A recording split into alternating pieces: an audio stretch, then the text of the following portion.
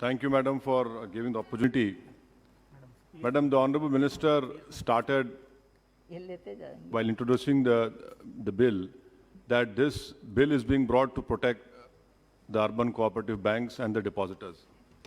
Now, my question to the Honorable Minister when she stands up to reply is that the RBI FSR report of December 2019, it says that the state-run banks account for 89.8% of frauds by value, private banks at 9.2% and foreign banks at 0.4%. This says a lot about the internal controls in the state-run banks. Now, what is the government doing? Because their hollow claim has been badly exposed by the RBI's report itself. My second question, Madam, to the Honorable Minister is when she stands up to reply.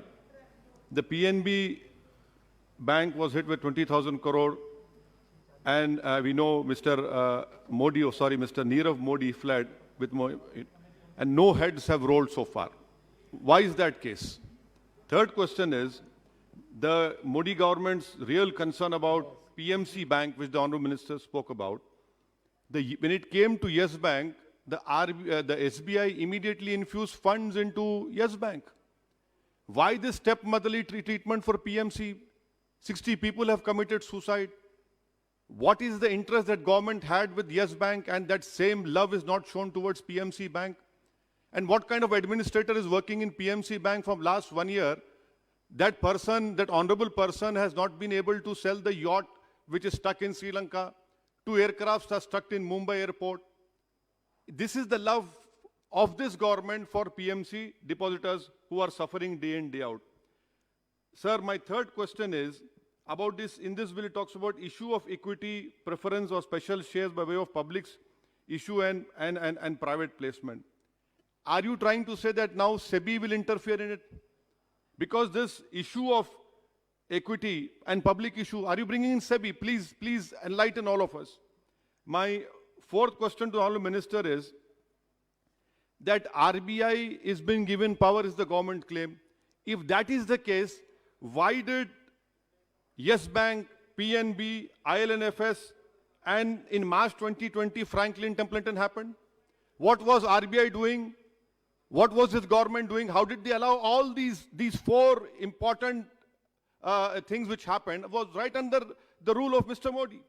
My fifth question is, since demonetization, the financial industry is slowly and steadily collapsing and showing how regulation by RBI, SEBI, NABARD is completely absent. So the way banks are now suffering, I feel one of the reasons is because of this unplanned Tughlaq-like decision of demonetization. Madam, sir, my sixth question is, this frauds reported by banks, which I said in the first point, about 1 lakh and above fraud has increased by 28%. Who's responsible for this? May I request the government that Bank of Maharashtra, my colleague Mr. Imtiaz Jalil, MP for Aurangabad, is right when he told me that Bank of Maharashtra should not be privatized because it is running in profit. The government should not do it. And the last point which I want to know from the Honorable Minister when she stands up to reply is that this Modi government has this habit of encroaching upon, basically weakening the federalism, encroaching upon the state list. You know for a fact what is the state subject, what is the central list. Why is it that you bring such a legislation wherein, what are your designs? Why do you want to weaken the federalism of this country, which is the basic structure of the constitution? By bringing in such a legislation, sir, we know for a fact what is under the Schedule 7, Entry 32, Entry 43. The honorable members have spoken on it. I don't want to highlight on it. And my last point, sir, is that about this proportional voting rights.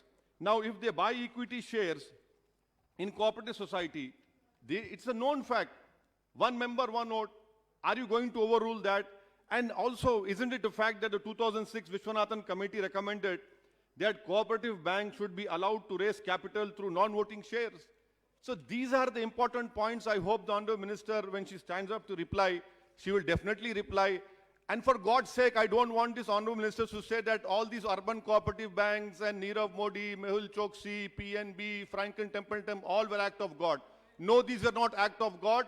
They happened because Mr. Modi is ruling the country and because of the misgovernance and the act of themselves. Thank you, sir.